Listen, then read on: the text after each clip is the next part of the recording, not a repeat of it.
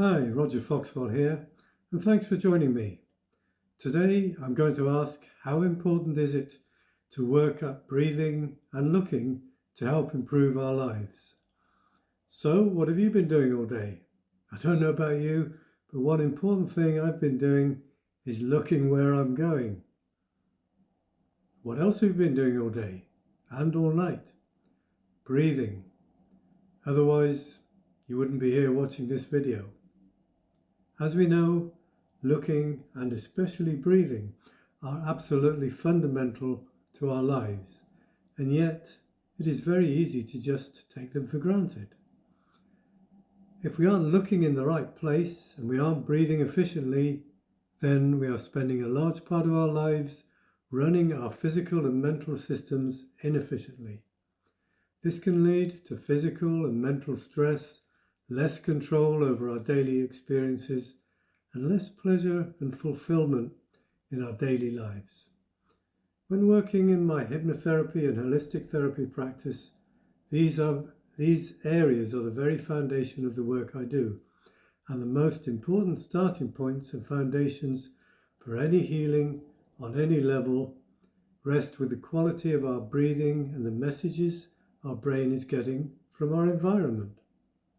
Healing mentally and physically are inextricably linked. We can't efficiently improve the experiences in our minds if the body is not connected to the changes we're working on. For instance, opening our awareness and peripheral vision helps us engage our vagus nerve and the parasympathetic relaxation part of our autonomic nervous system. However, looking down, holding our awareness to a narrow channel of vision is programmed to send our body and mind into fight and flight.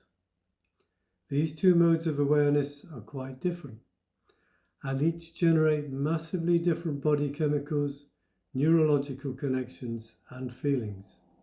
We could read as many scientific articles and studies as we like, but the only real way to actually improve our experience and enjoy more of the feelings we would rather have is by choosing to connect with the appropriate body and neurological connections at their optimal levels. When we were born and into our early childhood, our bodies would breathe with a perfectly natural balanced physical harmony. But life came along, giving us a knock here, a kick there, and to protect ourselves, we tensed up. We went into fight and flight. We were breathing into our upper chest and bracing our shoulders to save us from predators and dangers.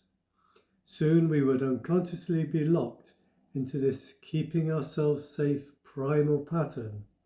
I like to think of it as red light, green light.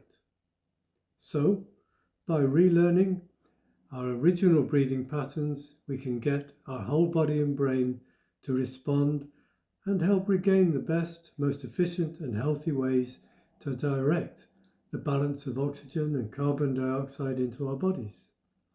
And what's more, without having to know how it all works. So, are we going to continue to feel a bit down? Or wouldn't we prefer to feel that things are looking up? It's hardwired into our language, so why not rewire it healthily back into the body and brain, just like a breath of fresh air. Thanks for watching. See you next time.